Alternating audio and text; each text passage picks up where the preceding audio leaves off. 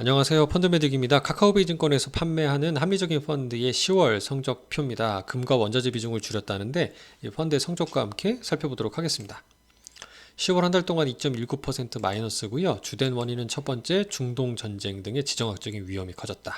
두 번째는 시장 금리의 변동성, 금리 상승으로 인해서 이제 이 정도면 하락할 줄 알았더니 오히려 더 강하게 상승하는 모습이 나타나면서 자산 시장에 충격을 주고 있는 거죠.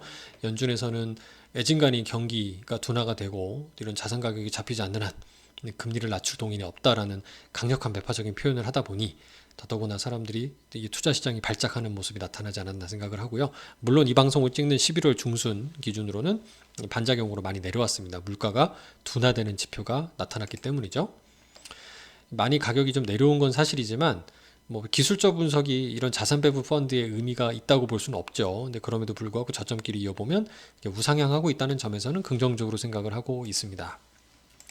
8, 9, 10월 달 3개월 성과가 연속으로 마이너스로 좋지 않은 상황이고요. 하지만 이 펀드의 장점은 다른 여타 자산 배분 펀드 대비 조금 주식과 채권 비중에서 상당히 공격적으로 채권이 좋지 않다 그랬을 때 이렇게 공격적으로 채권 비중을 낮추는 거는 쉽지 않을 텐데 뭐 전통적으로 6대4 포트폴리오라고 해서 주식 채권에 대한 일정한 비중을 가져가는 뭐 올웨더 같은 포트폴리오도 있지만 얘는 원자재 비중도 공격적으로 실어서 투자할 수 있는 굉장히 좀 이 공격적인 자산 배분 기능을 그러니까 이건 뭐 동적 자산 배분이라고 할 수 있을까요? 약간 모멘텀을 추종하는 최신 사조까지 반영한 포트폴리오가 아닌가라는 생각도 듭니다. 뭐 제가 설계도를 본 건 아니지만요. 이제 1번에 보면은 PEDBC라고 하는 원자재 ETF 펀드를 담고 있는데요. 이거에 이제 일드 수익률이 그 채권처럼 환산했을 때 한 10%가 넘습니다. 한 12% 정도 되는데요.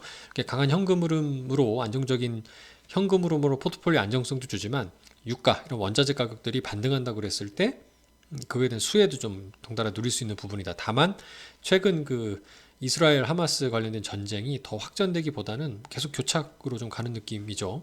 오히려 유가가 하락하는 부분도 있고 미국의 수요를 충분히 커버할 만큼의 공급량이 유지되고 있는 것 같기도 합니다. 뭐 아무래도 그 생산량의 키를 이제 미국이 전 세계 1위 산유국으로서 가지고 있어서 그런 것 같기도 하고요.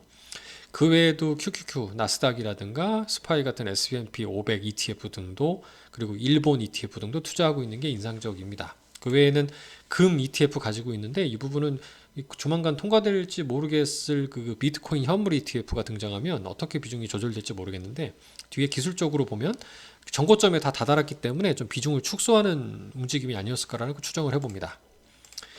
일단 금리가 5% 수준까지 치솟았다가 지금 많이 내려왔어요. 다행히도.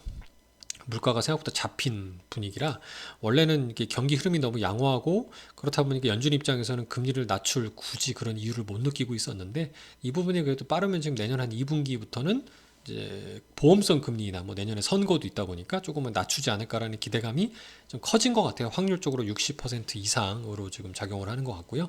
시장금리 급등에 대한 재료가 지금 일단은 많이 내려왔다. 근데 이 부분이 추세적으로 내려오는지는 좀 더 지켜봐야 되지 않을까 생각이 되고요. 다시 되돌림이 나올 수 있는 부분에도 경계를 해야 될 것 같다. 금에 대한 부분은 앞서 말씀드렸고요. 이 부분이 그 전고점 레벨에 있는 모습입니다. 그래서 조금 비중을 좀 줄인 부분이 아닐까라는 생각도 가지고 있고요. 이제 달러화의 가치 때문일 수도 있지 않을까 생각은 들어요. 그러니까 달러 대비 원화의 환율이 최근 굉장히 낮아졌습니다. 그러니까 강세를 보이고 있고요. 이 부분은 다시 봤을 땐 장기적으로는 되돌림이 나올 수 있는 부분에 대비할 필요가 있다. 그러니까 지금 1,300원 밑으로 내려올 경우에는 달러 자산을 좀 모아가다가요. 반대로 1,400원 레벨까지 확 상승할 경우에는 환창이 먹고 나온 다음에 다시 그때 빠져있는 주가를 사는 전략으로 좀 대응을 하는 게 일반적인 방식인데 이 펀드에서 좀 그렇게 대응해주지 않을까라는 기대를 해보고 있고 다만 지금 환해지를 하고 있다면 그 환해지의 레벨을 어느 정도로 가져갈지에 대한 호기심이 좀 있고요. 근데 여기는 이제 명시적으로 얼만큼 환해지 몇 퍼센트로 투자한다라는 환해지 한다는 비율이 나와 있지는 않은 것 같아요. 일단 그 외에는 뭐 원자재가 또 달러 정도가 좀 긍정적인 흐름이었다고 얘기를 하고 있고요. 11월 달에도 이런 불확실한 시장 상황에서 좋은 성과를 보여주기를 부탁드립니다. 감사합니다.